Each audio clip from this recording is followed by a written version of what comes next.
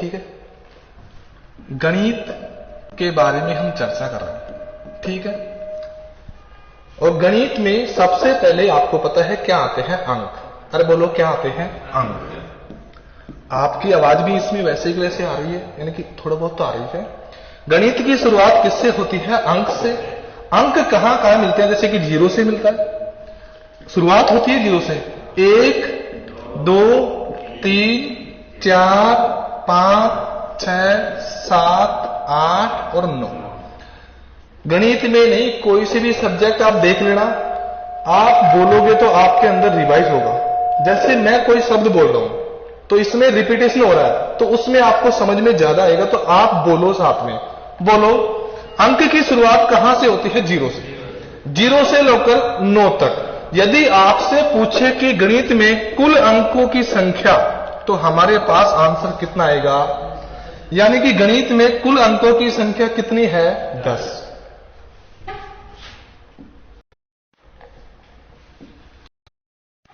बोलो, गणित में कुल अंकों की संख्या कितनी है? 10 है। देखो यहां पे जो भी आएगा ना इस मैच में, ये कन्फर्म है, पहली बार पढ़ने वाला आएगा, लगभग देख लेना। ठीक है, तो यानी कि अंकों की शुरुआत यानी कि 0 से होती है और कहां तक है? 9 तक। और गणित में कुल अंकों की संख्या कितनी है? 10। अरे बोलो, कितने अंक है? और ये सभी अंक, ये सभी 10 अंक मिलकर किसका निर्माण करेंगे? चाहे कितनी भी बड़ी संख्या हो उसका निर्माण करेंगे। तो अंक मिलकर किसका निर्माण करेंगे? संख्या का। बोलो, यहां पे मैंने 1 रखा, ये हमारा क्या हो गया? अंक। और इसके आगे मैंने यदि 2 रखा तो क्या हो गई? संख्या। अब इसको मैं क्या बोलूंगा? 12। अरे कितने बोलूंगा? यानी कि यह एक संख्या हो गई। अब आपसे मैं एक प्रश्न पूछूं कि बताओ 12 में अंकों की संख्या कितनी है? कोई समस्या नहीं, क्योंकि ये तो आपको सामने दिख रहा है। पहला अंक तो कौन सा है? 1, और दूसरा कौन सा है? 2।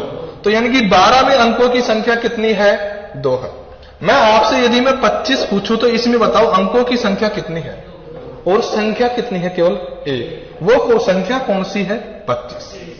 ठीक है, यानी कि सबसे पहले अंक आए, उसके बाद में किसका निर्माण हुआ? संख्या। अब संख्या में आपको इकाई, दहाई, सैकड़ा वगैरह देखा होगा। तो यानी कि आपको यदि मैं देखो कोई सा भी 567 लेता हूं, तो ये बताओ इसमें इकाई इधर से आएगा या इधर से आएगा? 7 हमारे पास क्या आ गए? इकाई, दहाई और सैकड़ा। ठीक है, हमने संख्या तक ले लिया, कोई समस्या नहीं है। आगे देखो, संख्या के बारे में चर्चा करो। संख्या हिंदी में लिख रहा हूं थोड़ा सा, नहीं कि इंग्लिश में तो आती भी नहीं मेरे को। देखो, संख्या, संख्या 3 प्रकार की होती है। बताओ, अंक में तो कोई समस्या नहीं है, अंक मिलकर किसका निर्माण करते हैं? संख्या। संख्या कितने प्रकार की होती है? 3 प्रकार। अरे कितने प्रकार की? पहली संख्या हो गई वास्तविक संख्या, यानी कि रियल नंबर। पहली संख्या कौन सी है? वास्तविक संख्या। ठीक है, दूसरी संख्या है काल्पनिक संख्या। कौन सी? काल्पनिक। साथ में बोलने में कोई समस्या है? पहली वास्तविक, दूसरी काल्पनिक और तीसरी हमारे पास क्या आ गई? मिश्रित। ठीक है, पहली कौन सी? दूसरी कौन सी? तीसरी। अब जो काल्पनिक और मिश्रित संख्या है, क्योंकि संख्या आपको पता है 3 प्रकार की है। पहली है हमारी रियल नंबर, यानी कि वास्तविक संख्या, यानी कि 3 टाइप्स की होती है क्या? संख्याएं, वास्तविक, काल्पनिक और मिश्रित। कोई बात नहीं, हमारे काम नहीं आती, बट आपको पता रहना चाहिए कि संख्याएं कितनी प्रकार की होती है। अरे बोलो, कितनी प्रकार की? पहली कौन सी? यानी कि रियल नंबर। दूसरी कौन सी? यानी कि इमोजी। तीसरी कौन सी? यानी कि मिक्सर। देखो होता क्या है, रियल नंबर में तो आपको सबको पता है कि जो रियलिटी में हो रहा है वही है। ठीक है, काल्पनिक का मतलब अपने वास्तव में जानते हो क्या? जैसे सैड, कोई आदमी उदास है तो चिन्ह भेजेगा उदास का, तो वो इमोजी हो रही है, यानी कि उसकी कन्फर्म वो भेज नहीं रहा कि क्या लिख रहा है कि मैं उदास हो रहा हूं। बस वो चित्र भेज दिया तो आप समझ गए वो उदास हो रहा है। मिक्सर में आप समझ रहे हो। अब ये दोनों जो काम आते हैं वो आते हैं IIT JEE वगैरह, आपने नाम सुना होगा। IIT JEE में उसमें यानी कि आई उल्टा की वैल्यू आती है हमारे पास √-1। तो यानी कि ये तो हमारी समझ से बाहर है, कौन सा काल्पनिक और मिश्रित, और ना हमारे सिलेबस में है। हम जिसके बारे में चर्चा करेंगे वो कौन सा है, वास्तविक। इतनी चीज आपको एवरेज में होनी भी चाहिए कि मैंने क्या पढ़ा दिया और कहां पे चल रहा है। सबसे पहले शुरुआत कहां से की मैंने, अंक से। अंक की शुरुआत कहां से होती है, बोलो, 0 से। उसके बाद अंक मिलकर किसका निर्माण करते हैं, संख्या का। गणित में कुल अंकों की संख्या कितनी है, 10। और संख्याएं कितनी प्रकार की होती है, 3 प्रकार की, वास्तविक, काल्पनिक और मिश्रित। हमारे जो काम आती है वो कौन सी है, रियल, यानी कि वास्तविक संख्या। तो हम वास्तविक संख्या पे चर्चा करें, कोई समस्या? ठीक है।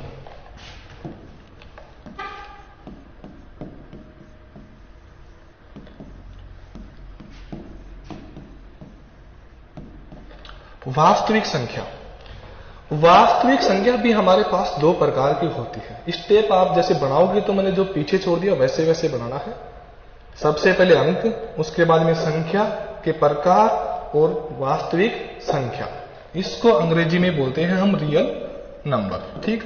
यानी कि संख्या को बोलते हैं नंबर और वास्तविक को क्या बोलते हैं, रियल, ठीक है। यानी कि n का मतलब नंबर। इसको भी हम 2 भागों में डिवाइड करते हैं। पहला तो आपने सुना होगा कौन सा, परिमेय। अरे नाम सुना है ना। पहला तो परिमेय और दूसरा अपरिमेय, ठीक है। पहला कौन सा, परिमेय, और दूसरा कौन सा, अपरिमेय।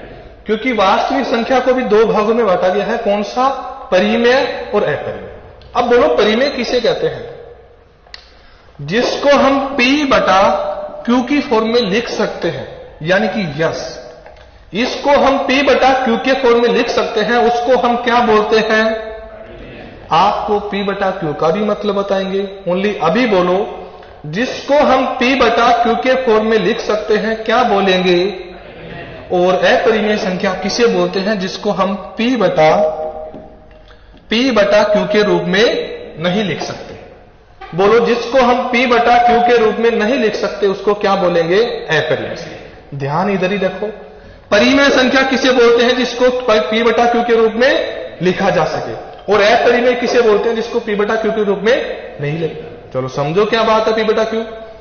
यहां पे मैंने 1 लिखा, 1 के बटे में 2 आ गया, 1 का मान क्या आ गया, P, और Q का मान क्या आ गया, 2। तो क्या यह P बटा Q के रूप में है, अरे बोलो है क्या। तो यानी कि इसको मैंने P बटा Q के रूप में लिख दिया, तो यानी कि ये संख्याएं हमारे पास क्या आ गई, परिमेय। तो चलो और संख्याओं की पहचान करो।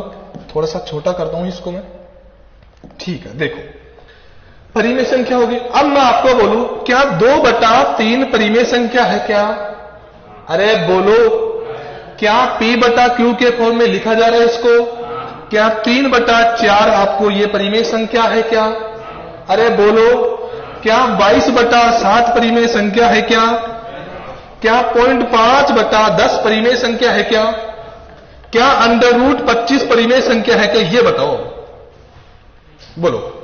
ये परिमेय संख्या, रुको चलो, अंडर रूट 25 को मैं बाद में लेता हूं, पहले मैं आपसे बोल रहा हूं कि क्या 5 परिमेय संख्या है क्या, बोलो।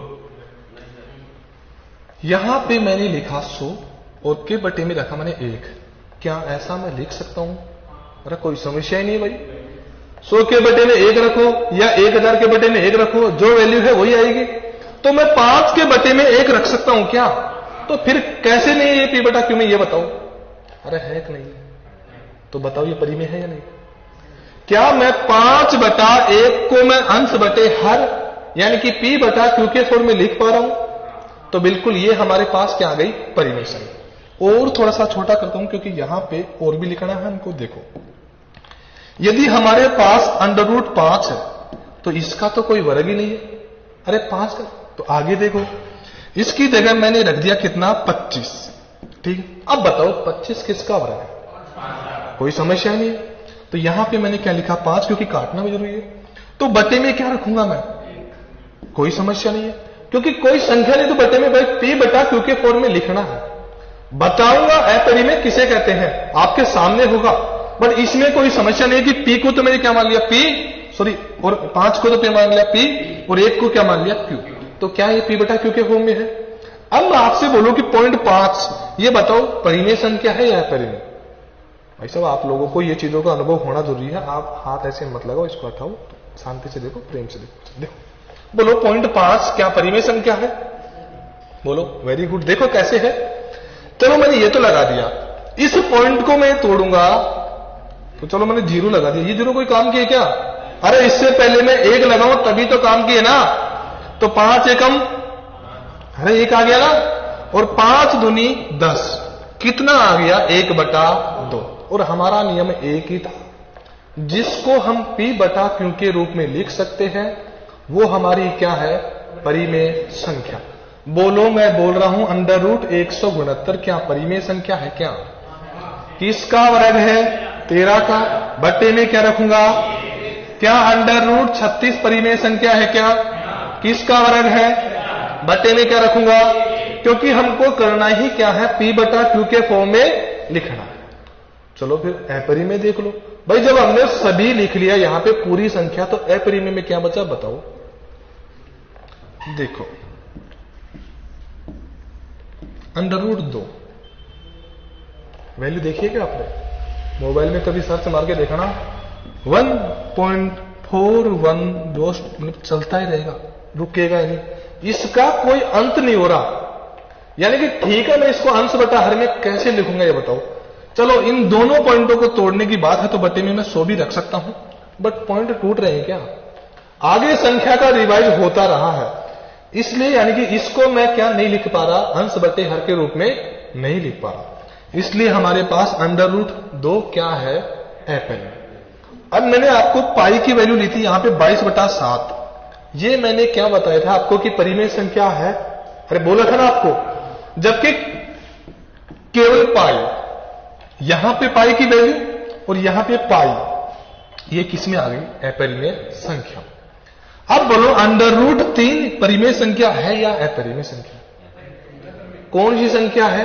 अपरिमेय। क्योंकि इसके बटे में 1 कैसे रख सकता हूं? ऐसे ही भाई रूट को तोड़ना पड़ेगा।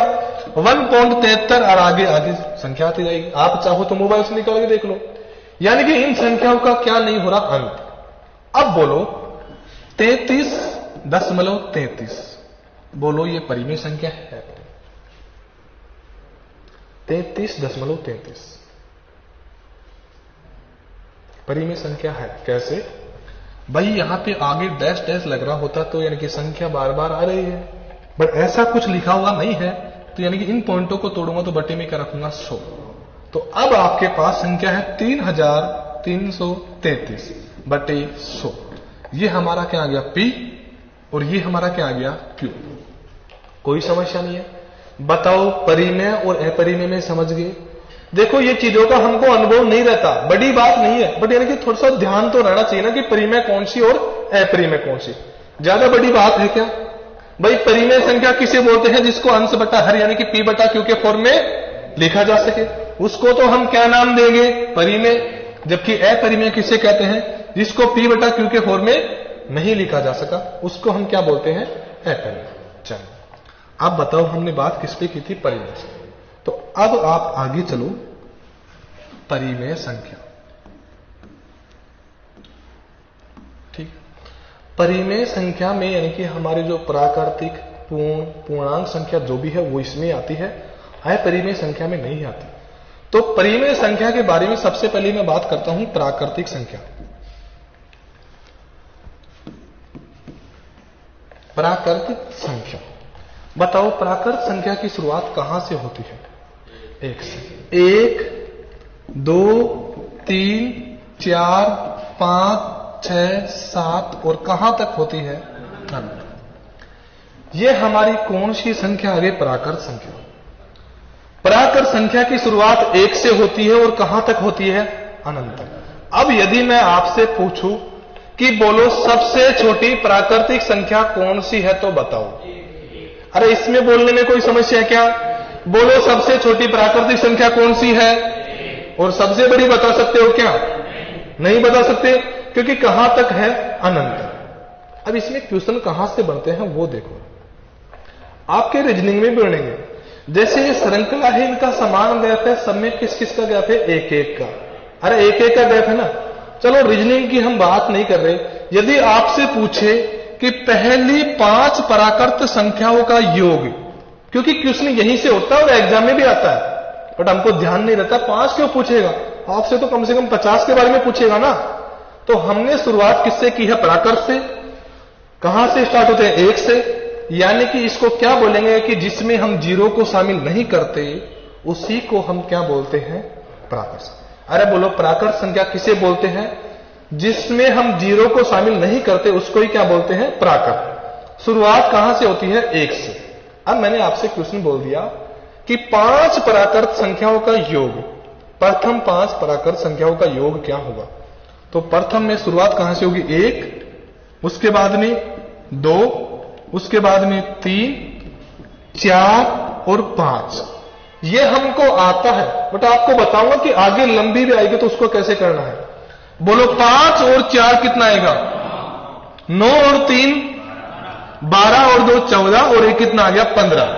यानी कि 5 प्राकृत संख्याओं का योग हमारे पास, किसकी बात कर रहा है? योग की। तो योग कितना आएगा हमारे पास? 15। ठीक है। यानी कि आपसे पूछा है कि प्राकृत संख्या को 5 संख्या प्रथम बताओ। प्रथम की शुरुआत तो 1 से होती है, और 1 से कहां तक? 5 तक। क्योंकि कितनी संख्या की बात कर रहा है? 5 प्राकृत संख्याओं का योग हमारे पास कितना आया? 15। बट मान लो यहां से 1 से हमको 100 तक पूछ ले तो ऐसे हम जोड़ेंगे क्या? ये बताओ। बात तो बड़ी आ गई है। तो मैं आपसे दूसरा क्वेश्चन पूछ रहा हूं कि प्रथम 10 यानी कि 1 2 3 4 5 6 7 8 9 10, प्रथम 10 प्राकृत संख्याओं का योग कितना होगा? तो आपका जवाब बताओ कितना है। देखो, आप जोड़ोगे और क्या करोगे? 10 और 9 19, 19 और 8 27। अरे 27 होता है ना, 19 नहीं, आप 20 जोड़ो। जोड़ने का आपको बताऊंगा मैं। 10 और 9 कितना है? 19। इसको 20 मानो, 20 और 8 कितना आ गया? 28 हो गया ना। बट भाई साहब एक कम था ना। अब आप बताओ इतना सोचोगे क्या? अरे सोचना नहीं, आप सोचोगे। देखो मैं बताऊं, 10 और 9 19, तो 20 और 8 28, एक कम में कितना हो गया? 27 और 7, यानी कि 7 दूनी 14 होता है ना। तो 27 के बाद में 34 पे तो जाएगा ना, क्या 44 पे थोड़ी पहुंच जाएगा? 34 हो गया। 34 और 6 40, 45 और 4 और 3 52 और 2 और 1, यानी कि हमारे पास 1 से लेकर 10 तक कुल अंकों का योग कितना आया? तो ऐसे जोड़ोगे क्या आप?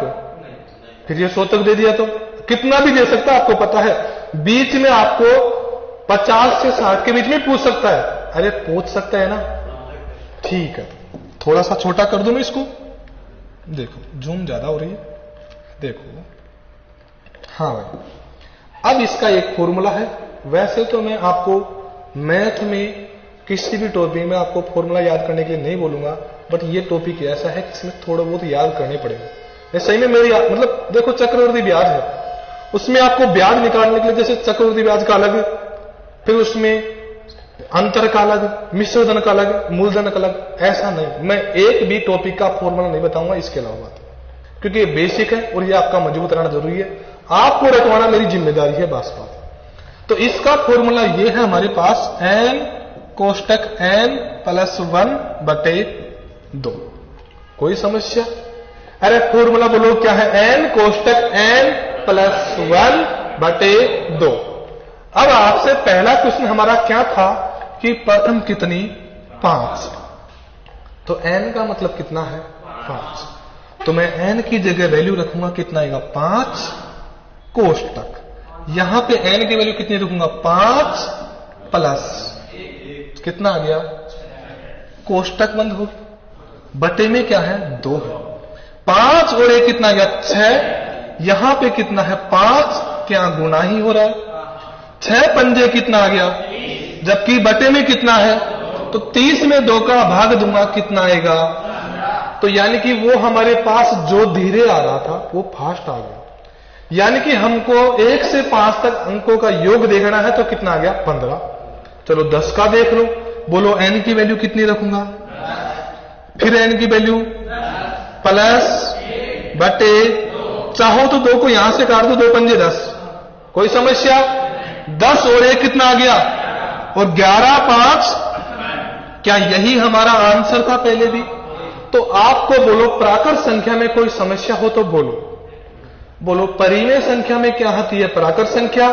शुरुआत कहां से होती है? कहां से होती है? प्राकृत संख्याओं की शुरुआत 1 से होती है। इसमें किसको शामिल नहीं किया जाता? 0। 0 के अलावा जो भी संख्या बची हुई है वो हमारी क्या है? 1 से कहां तक? सबसे छोटी प्राकृत संख्या क्या होगी? यदि आपसे उनका योग के बारे में पूछा है तो फॉर्मूला क्या है? n कोष्टक n+1 बटे प्राकृत संख्या में कोई समस्या?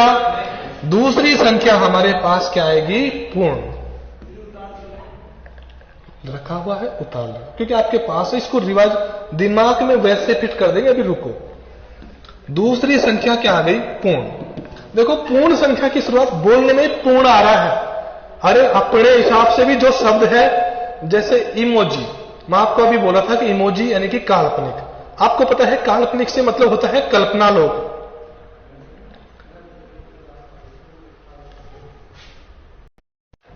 काल्पनिक संख्या में एक शब्द है इमोजी, तो यानी कि शब्द से पता है कि इमोजी यानी कि इमेजिन कर रहा है। तो उसी प्रकार आपको ये शब्द है पूर्ण। तो पूर्ण शब्द से आपको खुद को स्वयं पता चल रहा है कि पूर्ण का मतलब कहीं ना कहीं पूरा सिलेबस होगा। तो यानी कि शुरुआत, पूर्ण संख्या की शुरुआत कहां से होती है? 0 से। अरे बोलो शुरुआत कहां से होती है? प्राकृत संख्या की शुरुआत कहां से होती है? 1 से। बट इसमें शामिल किसको कर लिया?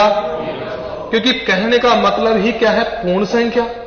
0 के बाद में क्या आएगा? 1, 1 के बाद में 2, 3, 4, 5, कहां तक? अनंत। बताओ पूर्ण संख्या में कोई समस्या? यदि इसमें भी आपसे पूछे कि इनका योग बताओ तो आपको पता है क्या इसमें 0 शामिल होगा क्या? अरे 0 शामिल होगा क्या? पूर्ण संख्या में तो शामिल होगा। जैसे मैंने आपसे पूछ लिया कि 5 पूर्ण संख्याओं का योग बताओ, कितनी? तो क्या इनका योग करके आप वही n कोष्टक n+1 कर दोगे क्या? उनका योग तो कितना आएगा? 15। क्योंकि 5 के बारे में पूछ रहे तो n की वैल्यू कितनी है? 5। वही कितना आ जाएगा? 6 और बटे में 2, 2 दिया 6 और 5 दिया 15। क्या बताओ इनका योग 15 आ रहा है क्या? अरे 15 आ रहा है क्या? तो उस कंडीशन में यदि आपसे योग पूछा है तो आपको पता है 0 की वैल्यू बाद में आती है, जुड़ने के बाद में। 0 + 1 करोगे तो वैल्यू कितनी है? 1। अरे 1 ही है ना। बट आप यदि 1 रखोगे, अब 0 रखोगे तो कितना आ गया? है ना अंतर। इसलिए आपसे योग पूछा हो तो यहां पे 4 और 3 7 और 2 9 और 1 कितना आ गया? 10। इनका योग कितना आएगा? 10। ठीक है, इसको हटाने दो। बोलो पूर्ण संख्या में कोई समस्या है क्या आपको? पूर्ण संख्या की शुरुआत कहां से होती है? 0 से। कहां तक? जबकि प्राकृत संख्या की शुरुआत कहां से होती है? उतार लेना, आप टेंशन मत लो, वैसे तो रिकॉर्ड हो रहा है। फिर भी आपको यहां पे भी उतारने का टाइम दूंगा, अभी रुको, थोड़ा सा पूरा कर लेना। पूर्ण संख्या कंप्लीट हो गई। इसके बाद में क्या आएगी? पूर्णांक। कौन सी संख्या? पूर्णांक। पूर्णांक संख्या में क्या होता है कि ये हमारा 0 आ गया और एक स्टेप ये है। अब ये बताओ, ये अपना यानी कि दायां हाथ है, तो यानी कि 1 2 3 4, रुको मत, कहां तक? अनंत तक। जबकि ये होगा किसमें? अरे किसमें होगा? तो भाई साहब यदि मैं पीछे आऊंगा तो क्या होगा? -1 -2 -3 और कहां तक? ठीक है, तो आपसे यदि सबसे छोटी पूर्ण संख्या पॉजिटिव पूछे तो कितनी आएगी? 1 और नेगेटिव पूछे तो -1। बताओ पूर्णांक संख्या की शुरुआत कहां से होती है? 0 प्लस धनात्मक और माइनस ऋणात्मक। ये हमारा क्या हो गया? नेगेटिव, और ये हमारा क्या हो गया? पॉजिटिव। बोलो पूर्णांक संख्या में कोई समस्या? पॉजिटिव और नेगेटिव यानी कि प्लस धनात्मक और माइनस ऋणात्मक के फॉर्म में लिखा जा सके, उनको हम क्या बोलेंगे? पूर्णांक संख्या। पूर्णांक के बाद में हम बात कर रहे हैं किसकी? सम संख्या की। अरे बोलो किसकी बात कर रहे हैं? बोलो सम संख्या की शुरुआत कहां से होती है? अरे 2 से होती है ना। 2 के बाद में, इसके बाद में 8, 10, 12, यानी कि सम संख्या किसे कहते हैं? बोलो। जिस संख्या में 2 का पूरा पूरा क्या जाता हो? क्या 2 में भाग जा रहा है क्या? 2 का 4 में जा रहा है क्या? तो यानी कि जिस संख्या में 2 का पूरा पूरा भाग जाता हो उस संख्या को मैं क्या बोलूंगा? क्या बोलूंगा? सम संख्या। अब मैं आपसे पूछ लूं कि 4 सम संख्याओं का योग, क्योंकि ये टॉपिक अभी है नहीं, बट ये कहां पे काम आ रहे हैं वो देखो, एग्जाम में कहां पे आ रहे हैं वो देखो। चलो ये तो आपको आ गया कि सम संख्या की शुरुआत कहां से होती है? 2 से। कोई समस्या ही नहीं है। अरे बोलो शुरुआत कहां से होती है? और सम संख्या किसे कहते हैं? जिसमें 2 का पूरा पूरा भाग जाता हो उसको क्या बोलेंगे? सम संख्या। बट मैं आपसे पूछ लूं कि 4, अरे क्या 4 संख्या होगी क्या शुरुआत वाली? अरे 4 होगी क्या? पहली कौन सी, दूसरी कौन सी, तीसरी कौन सी और चौथी कौन सी? इनका यदि मैं आपसे योग पूछूं तो कितना आएगा? आप तो जोड़ोगे, क्योंकि 4 को तो आपको इजी लगता है इसलिए जोड़ोगे। क्या जोड़ोगे? 8 और 6, अरे 14 और 4 18 और 2 आपके हिसाब से 4 सम संख्याओं का योग कितना आ गया? 20। तो भाई साहब 4 ही जरूरी है क्या? तो 400 भी पूछ सकता है। अरे भाई कितने भी पूछ सकता है ना, 100 भी पूछ सकता है। देखो वो जो फॉर्मूला था प्राकृतिक संख्या का, उससे आप कितनी भी संख्या ज्ञात कर सकते हो, कोई समस्या नहीं है। जब हम उस प्राकृतिक के बारे में बात करेंगे तो आपको पूरा टॉपिक पढ़ा देंगे। अभी आप ये देखो कि 4 सम संख्याओं का योग पूछा है तो हमारे पास कितना आ गया? 20। और 4 भी कौन सी? शुरुआत वाली। तो यानी कि आपसे अब पूछ ले कितनी? 6। तो 6 के बारे में कैसे करोगे? इन 6 को ही जोड़ोगे और क्या? अरे जोड़ोगे वो ना। तो यानी कि ये तो थोड़ा बड़ा हो रहा है ना भाई। 4 का योग यदि 20 आ रहा है तो 20 में 10 जोड़ूंगा, कितना आएगा? 30 और 10 40। अरे 10 ही जोड़ा करो, 2 को बाद में जोड़ना। बोलो 20 और 10 और 10 कितने बच रहे? तो कितना आएगा? यानी कि 6 सम संख्याओं का योग हमारे पास कितना आ गया? तो भाई साहब ऐसे तो कहां तक करोगे ये बताओ? कुछ तो होगा ना इसका भी। जब प्राकृतिक संख्याओं का फॉर्मूला क्या है? n कोष्टक n+1 बटा, अरे बोलो प्राकृतिक संख्याओं का योग ज्ञात करने के लिए फॉर्मूला क्या है? n कोष्टक n+1 बटा, तो इसका भी होगा सम का भी। क्या होगा? n कोष्टक n+1। ठीक है। बोलो n की वैल्यू कितनी रखूं? पहले क्वेश्चन में कि 4 सम संख्या, तो बोलो संख्या कितनी है? अरे बोलो कितनी है? तो यानी कि n की वैल्यू कितनी रखूंगा? कोई समस्या नहीं है। आगे क्या है? कोष्टक, फिर n की वैल्यू 4+1 कोष्टक बंद। अब मुझे पता है आप क्या करोगे कि लास्ट की वैल्यू रखो 8। अरे भाई साहब ये तो 4 है इसलिए हमको पता चल गया 8 है। चलो मेरे को ये बताओ 50 सम संख्याओं में लास्ट की संख्या कौन सी है? बताओ 50 सम संख्या में लास्ट की सम संख्या कौन सी है? थोड़ा सा सोचना पड़ता है ना, थोड़ा सा सोचना पड़ता है ना। 50 नहीं है भाई, 50 तो 25 तक में है ना। थोड़ा सोचना पड़ गया ना। तो इसलिए ऐसा कोई फॉर्मूला नहीं है। ये देखो n की वैल्यू वो है जितनी संख्या के बारे में बोला है। अरे n की वैल्यू क्या है? अब हमारे पास कितनी संख्या के बारे में बोला है? 4 के बारे में। अरे बोलो कितनी के बारे में बोला है? 4। तो n कोष्टक n+1, n की वैल्यू कितनी है? 4, फिर n की वैल्यू +4 और एक कितना आ गया? गुणा किससे करूंगा? 5 चौका क्या 20 ही आ रहा है क्या? तो हमारा पहला क्वेश्चन क्या था? ये लिखना नहीं है कि 4 सम संख्याओं का योग हमारे पास कितना आ गया, और यहां पे भी कितना आ गया। दूसरा क्वेश्चन क्या था? 6। अरे 6 था ना। 2 क्वेश्चन देख लेते हैं कि 6 सम संख्याओं का योग देखना है हमको। तो 6 यानी कि n की वैल्यू आ गई। कोष्टक वापिस n की वैल्यू कितनी आ गई? 6+1 कोष्टक बंद। 6 और 1 कितना आ गया? 7, और 7 का गुणा किससे करूंगा? 7 6 कितना आ गया? क्या सही बात है क्या? चलो उतारो। सम संख्या के बाद में कौन सी संख्या आती है? विषम। तो चलो विषम संख्या के बाद की बात करते हैं। जैसे विषम संख्या, बोलो विषम संख्या की शुरुआत कहां से होती है? इतना आपको अनुभव है, कहां से होती है? एक क्या, दो आएगा क्या? दो क्या है? क्या आएगा? चार आएगा क्या? क्या आएगा? 7, 9, 11, 13 और कहां तक? बोलो सबसे छोटी विषम संख्या बोलो कितनी है? यदि आपसे सबसे छोटी सम संख्या पूछो तो कितनी आएगी? जबकि विषम संख्या पूछूं तो कितना आएगा? विषम संख्या की शुरुआत 1 से होती है, कहां तक होती है? अनंत तक। अरे कहां तक होती है? बोलना आपको भी पड़ेगा। सब नॉर्मल रहो, ऐसा कुछ भी नहीं है, आपके जैसे हैं सब। अरे किसी के 4 हाथ पैर है क्या? मेरे है क्या? तो फिर बोलो ना, या कोई लफड़ा है, कोई टेंशन है? घर वालों ने पीट के जाना है।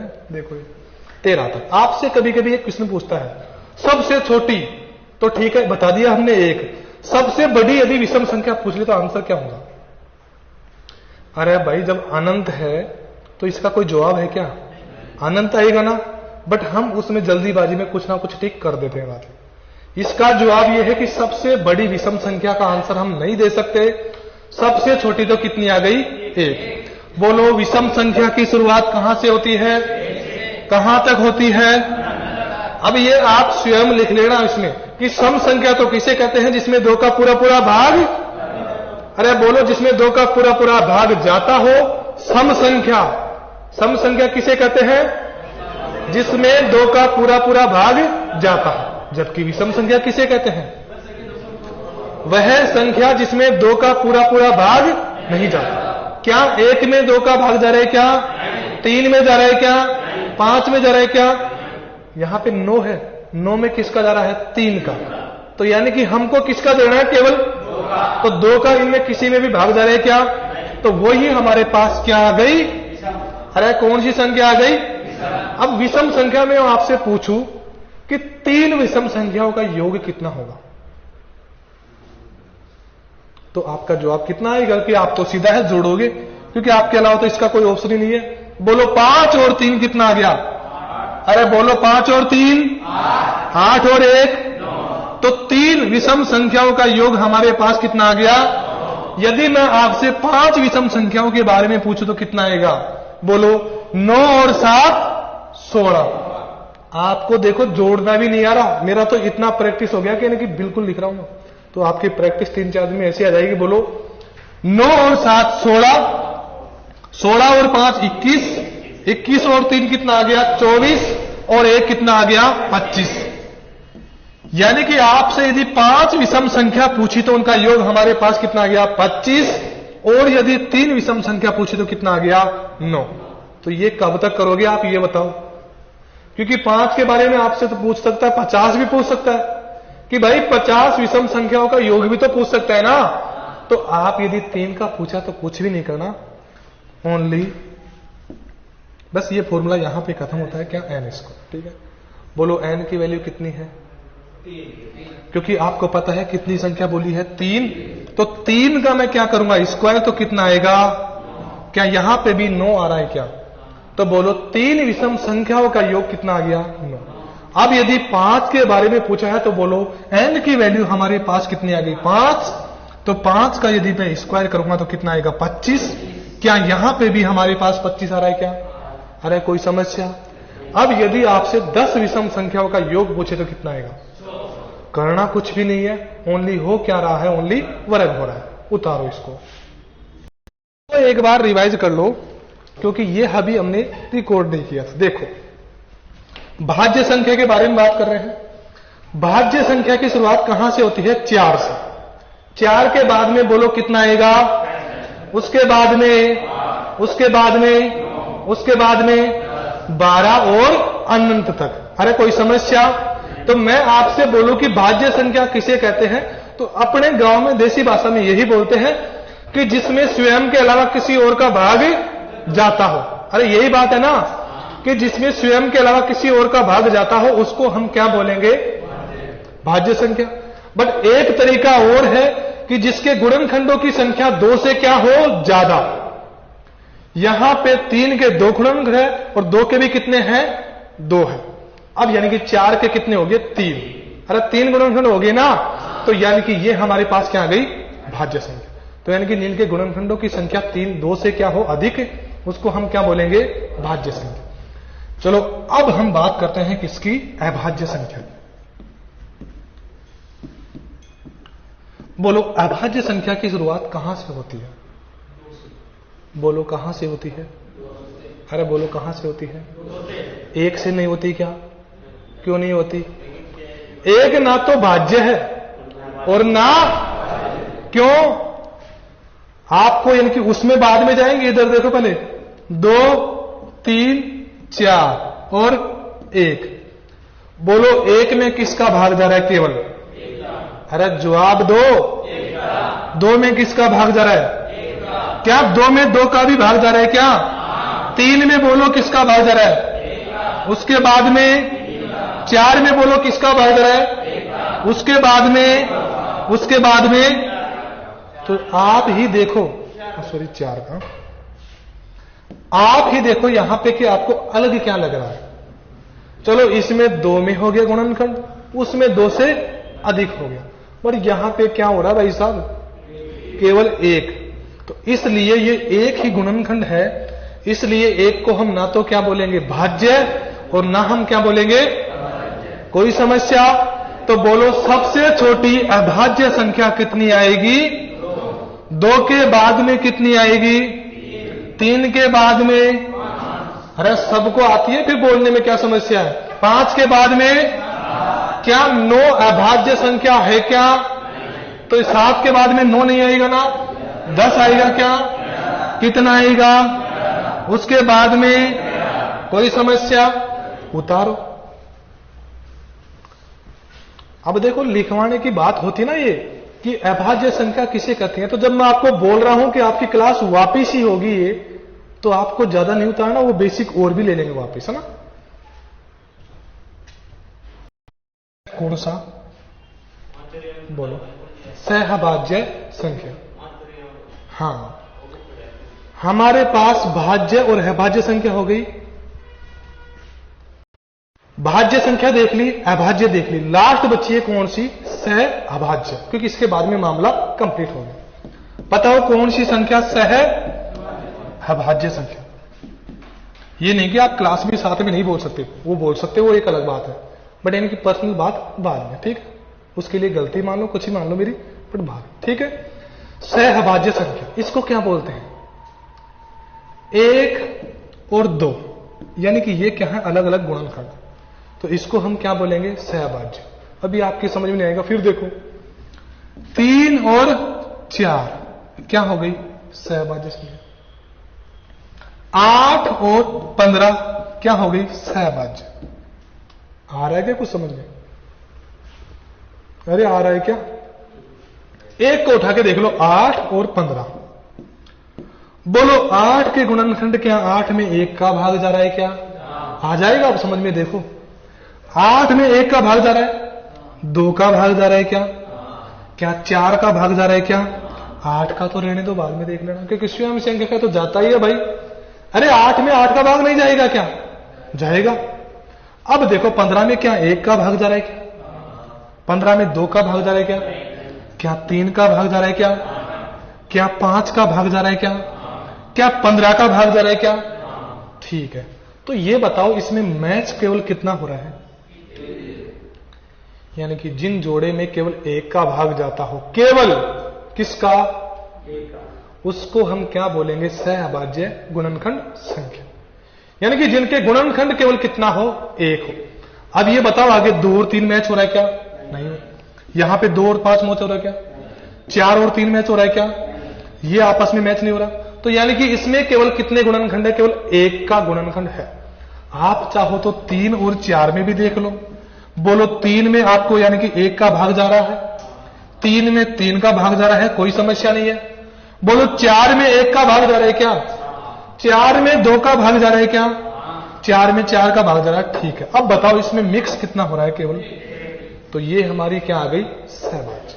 अब आपको उदाहरण दूं कि कौन सी संख्या सहअभाज्य नहीं है। देखो 6 और 8 है। बोलो 6 में 1 का भाग जाता है क्या? कोई समस्या? 6 में 2 का भाग जाता है क्या? 6 में 3 का भाग जाता है क्या? ठीक है। बोलो 4 में 1 का भाग जाता है क्या? सॉरी 8 में, और 8 में 2 का भाग भी जाता है और 4 का भी भाग जाता है। अब बोलो इसमें गुणनखंड की संख्या कितनी आ गई? यहां पे 1 का भी भाग जा रहा है दोनों में और 2 का भी भाग जा रहा है, तो यानी कि इसमें सहभाज्य गुणनखंडों की संख्या कितनी आ गई? और 2 से अधिक होंगे, यानी कि 1 से जो भी अधिक होगा वो सहभाज्य नहीं होगा। तो सहभाज्य संख्या क्या होती है? जिसमें गुणनखंड की संख्या कितनी हो? केवल। ठीक है, उतारो। यहां तक पूरा हो गया हमारा, क्योंकि रिवाइज अंक की शुरुआत कहां से होती है? 0 से। रिवाइज करने से आपका कॉन्फिडेंस और भी बढ़ेगा। पागल नहीं हो कि बार बार आपको रिवाइज करा रहा हूं। 0 से शुरुआत हो गई। बोलो अंक की शुरुआत कहां से होती है?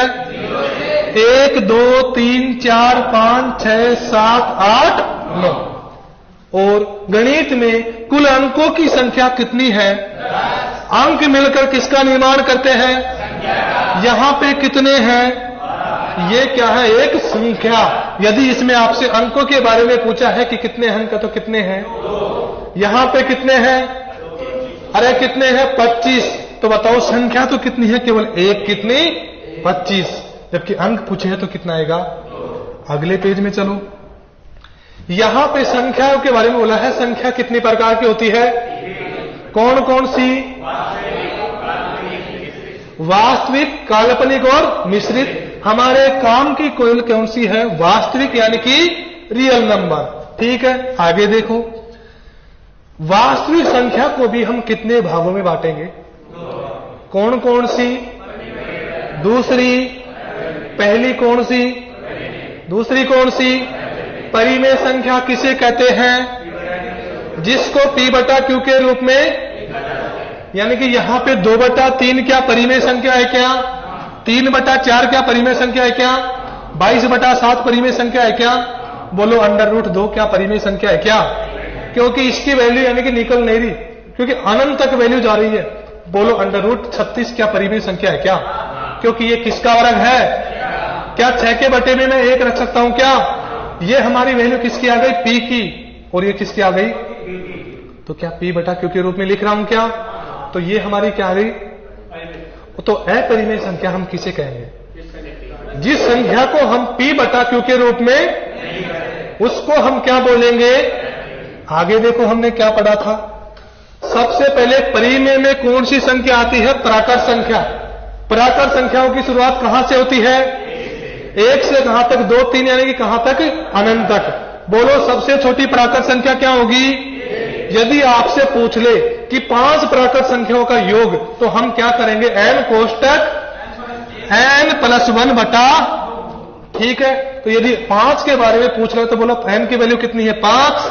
फिर n की वैल्यू कितनी है? 5 प्लस 1 कितना आ गया? 6 बटे में क्या है? 2। 5 और कितना है? 6। 6 पंजे कितना आ गया? 30। 30 में 2 का भाग दिया, कितना आ गया था? 15। प्राकृत संख्या में कोई समस्या? उसके बाद में कौन सी संख्या की बात कर रहा है? पूर्ण संख्या की। बोलो पूर्ण संख्या की शुरुआत कहां से होती है? प्राकृत की कहां से होती है? जिसमें 0 को शामिल कर लिया जाए, क्या आ गई? जिसमें 0 को शामिल नहीं किया जाए, क्या होगी? प्राकृत। उसके बाद में कौन सी आएगी? अरे बोलो कौन सी आएगी? प्लस धनात्मक यानी कि पॉजिटिव, प्लस ऋणात्मक यानी कि नेगेटिव। उसको ही हम क्या बोलेंगे? पूर्णांक संख्या के बाद में हमने क्या पढ़ा था? सम संख्या। बोलो सम संख्या की शुरुआत कहां से होती है? 2 के बाद में 6 8 10 12 कहां तक? तो बोलो सम संख्या किसे कहते हैं?